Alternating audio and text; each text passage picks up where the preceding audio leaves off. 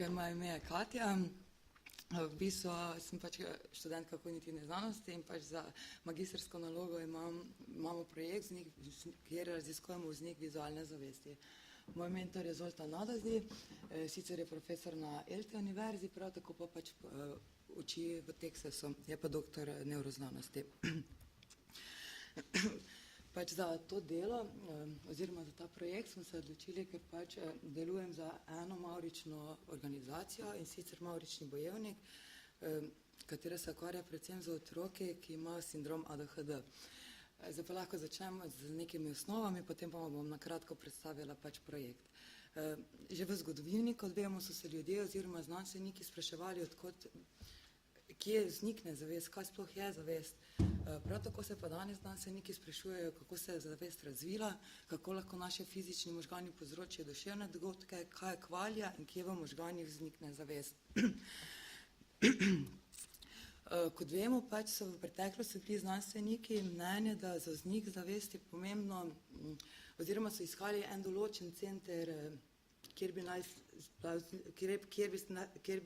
se pač zavest producirala. Danes pa vemo, da je za vznik zavesti oziroma da je za zavest pomembno delovanje večjih delov možganov skupaj.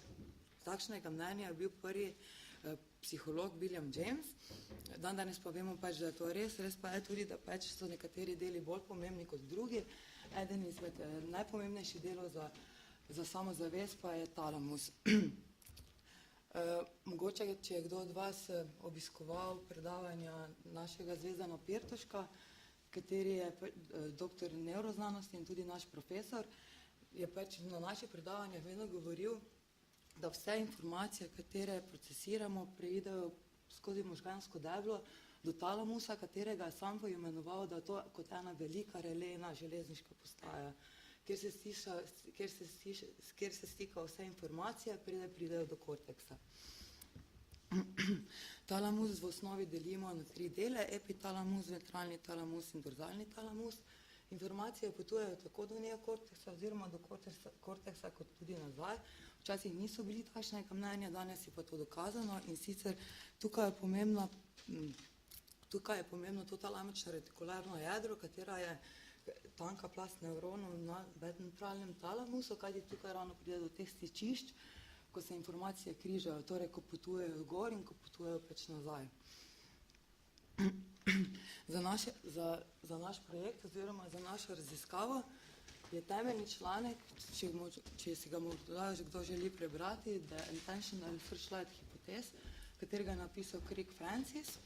V tem članku v bistvu govori o eni nalogi, katero je raziskovala znanstvenica Treismanova, in sicer, če imamo mi takšno nalogo, kot je ta, da imamo same zelene X-e in moramo pač poiskati rdeči T ali pa morda črni S, gremo mi črko za črko. Torej, takrat, ko iščemo rdeči T ali pa naprimer, da bi bil zeleni T, bi mi šli črko za črko in s tem, ko mi iščemo črko za črko, mi ustvarjamo kot nekakšen svetlobni žaromet, ta searchlight.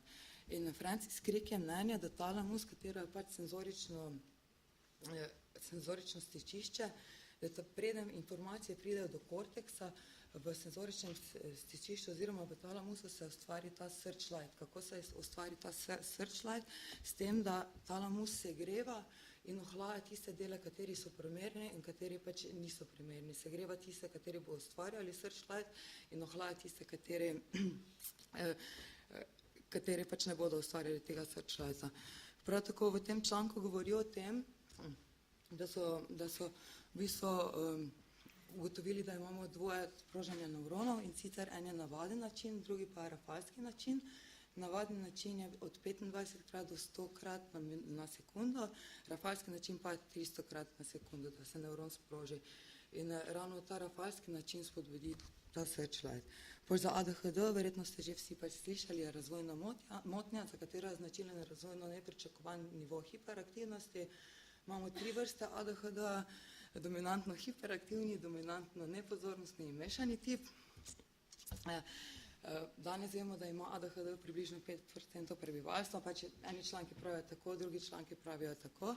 Na začetku so mislili, da ADHD sindrom otrok, da je to samo v otroški dobi. Danes pa vemo, da ADHD-a ne prerastamo, ampak se ga pač naučimo samo nekako handlati. Pač da znamo z njim živeti, ampak ga nikoli ne prerastemo, tako da pač tudi v odrasli dobi.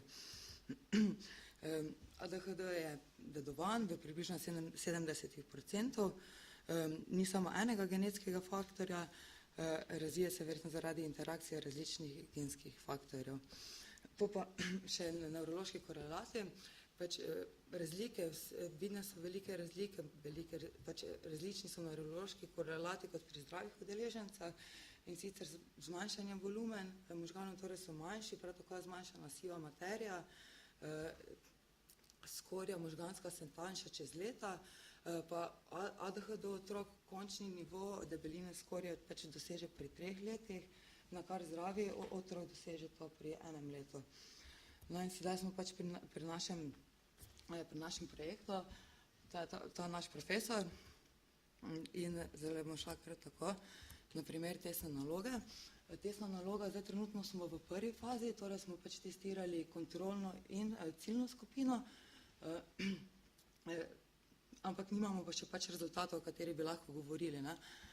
In naloga je pač takšna, da otrok sedi pred ekranom, gleda v ekran in ima pač 7 pas. Ta program ima narejen 100 slik in v vsaki sliki je pač slika razdeljena na 7 pas. In ko otrok pač gleda, se v nekem trenutku mora odločiti, ali bo to slika na koncu postala kot eno, kot celota, ali bo ostala med 4 različnimi delami, ki pač ne ustvarjajo enako ene cele slike. In torej, če otrok misli, da je pač slika enaka, oziroma da bo na koncu eno, pač stisne črko E kot eno, če misli, da bo različno, pa stisne R, v nekem trenutku pa morda ne ve in takrat pač lahko stisne črko N. Otroka pač tudi podan gumb Escape, če se slučajno naveliča programa, lahko vedno zapusti program in pač podatki se zabeležijo, otrok pa pač, in tako pač gre do konca. Pač je 100 takih slik, mi trenutno zdaj samo merimo čas, ker nas zanima razlika med zdravimi udeležencami in udeležencami z ADHD sindromom. O samih podatkih, pač o sami statistiki še trenutno ne moremo govoriti. Testirali smo 25 otrok zdravih udeležencev in 25 otrok z ADHD sindromom. Naslednja faza je, da bomo pač statistično obdelali podatke, ter da bomo študijo nadaljevali z EEG metodo. Program je napisan v Pythonu in v Javi. To pa naša hipoteza, da pač otroci z ADHD morda ne bodo mogli združiti fragmentov vizualnih informacij, tako učinkovito kot zdravi udeleženci, ali pa se lahko prepogosto odločijo za že sprejeto odločitev.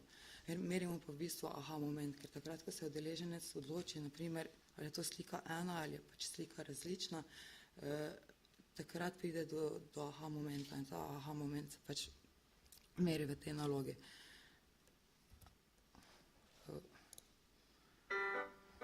Tukaj je za kratki video, kako pač to izgleda v praksi.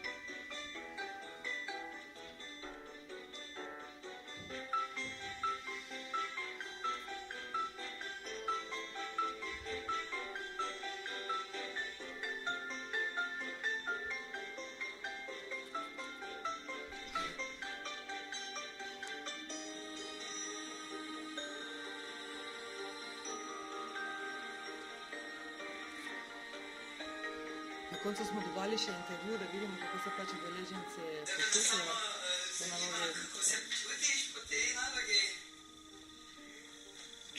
V bistvu je bil sproščen. Aha, super.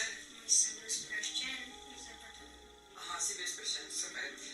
Povej, nas zanima tudi, kako si se pa lotil reševanja svojega posebno strategijo, kako si šel pač čez naloge? Najprej sem pogledal, če barve v bistvu na začetku že pašejo skupaj, pa če naprimer če so na kateri sliki drevesa, če imajo so iste vrste, naprimer tako, če so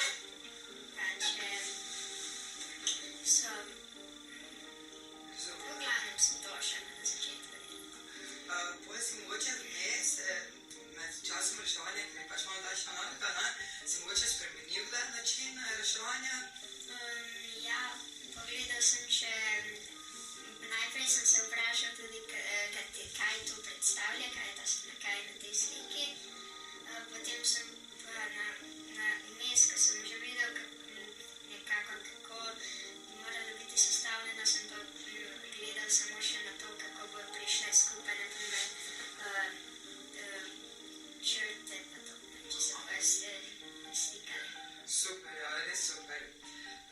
Pa še nekaj, ko si naprimer, res dobro povedal, veš, kako si naredil, ne? Res hvala. Potem pa še nas zanima, ko si ti reševal naloga, ne? Ko naprimer, včasih si mislil, da slika je ena, pa si na koncu ugotovil, da pač predstavlja to različne celote, ne? Kaj si takrat mislil, da pač program težko napisan, ali si mislil, da nisem mogel za tega ugotoviti? Ja, nekatere so bile v bistvu lahke, pa sem se potem sam sebe v bistvu, kako nisem videl tega. Potem še nisem pa, v bistvu ni bilo tako težko. Aha, super. Nisem nikoli, kako je te program težko narediti. Aha, ok, super. Potem pa še me zanima, si kdaj uporabil gumb, ne vem, tipko N? Ne. Zakaj pa ne? Ker sem na koncu vedno vedel, ali je slika cela, ker je očitna. Ja, super, petka.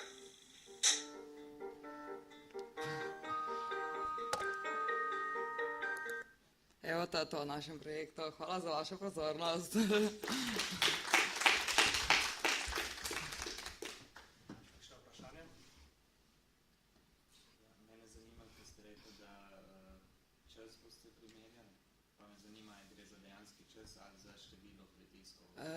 Čas se meri, pač program je tako napisan, da pač pritisk je lahko samo eden, oziroma pritiski so lahko 7 pasje, ne? Torej 7 pritiskov, ampak med tem se vedno meri čas. In zdaj, naprimer, ko smo gledali v bistvu rezultate 5 udeležencev, kontrolne skupine, ne, smo videli, da naprimer reakcijski čas se ful zmanjša, če naprimer, oziroma če mi na začetku, če je udeleženec bil na začetku prepričan, da bo na koncu slika ena in je pač skozi stiskoval različno, je reakcijski čas bil zelo pač bolj kratek, ko je na koncu pač videl, da je slika skupaj. Če pa bil obratno, pa ga je zelo presenetilo, da pač je na koncu različna slika. Sam pač to zdaj vemo v podatki, več pa ne vemo. Več pa se meri čas, ja. Zanima me, torej v testu ste imeli tudi otroke, kako je bilo z dovoljenjem za vključitev v to raziskavo? Kako ste ga pridobili, pa tako? Ja, pač poslali smo na etično komisijo Slovenije, pa na etično komisijo Budimpešte, pač ker je to raziskava za Slovenijo ter za inštitut ELTE, pa so nam odobrili. Tudi zdaj pač čakamo na etično komisijo za EEG študijo, plus tega smo pa morali pridobiti dovoljenje od institucij, to osnovne šole, ter dovoljenje od Mavričnega bojevnika, organizacija, katera se pač ukvarja s temi otroci, pol pa še pač vsak podpis staršev. Prvo za etično samo to, pa še vsak podpis staršev, da je to bilo dovoljeno. Hvala. Recimo. Jaz sem še eno čisto kratko vprašanje, če se tvoje mnenje pa zanima. Recimo, da ugotovite, da se otroci z ADHD drastično razlikujejo v tem testu od drugih otrok. Kaj se tebi zdi, zakaj bi to bilo? Lahko povem pač moje mnenje. Ja. Okay, kaj se tebi zdi, zakaj bi to prišlo do te razlike? Aha, do te razlike. Pač moje mnenje, zakaj pride do te razlike, je pač, ker če poznamo evolucijo človeštva, na začetku so možgani, kot veste, so se večali. Prvo so bili plezirski možgani, vedno večji so postajali, ne? Sedaj, v današnjem času, kot vidimo, je vedno več otrok z ADHD sindromom. možgani so manjši, mogoče je čas, da so ti možgani mogoče celo bolj sposobni za katere naloge in postavimo pač ničto hipotezo, me razumeš? In da pač prihajamo do neke evolucije, kjer bodo pač možgani manjši, z drugačnimi formami, ampak mogoče mogoče s kakšnim drugačnim delovanjem, to bomo pa videli. Ne? Pač, jaz imam ADHD, vem, kako je živeti z njim in tudi me to zelo zanima. In vem, da je neki ključ je v tem sindromu, pač neki ključ do razumevanja nečesa drugačnega je tukaj. Ne, mogoče še ne vemo zakaj oziroma kakšen ključ, ampak tista intuicija, ki govori pač noter, ko je tisti občutek, tisto me žene naprej, da nekaj bo. Tako da, kaj pa bomo videli. Jaz to je po mojem dober point, da najbolj se zdaj vidi ADHD kot nekaj abnormalnega. Ja, Ni nujno. vse to je, ker jaz pač mislim, da ADHD, kot da imamo pač sladoledno kupo in če na tej sladoledni kupi pač ni češnje, ni ADHD-ja in pač ta ADHD kuka naporen je simpatičen. Ne?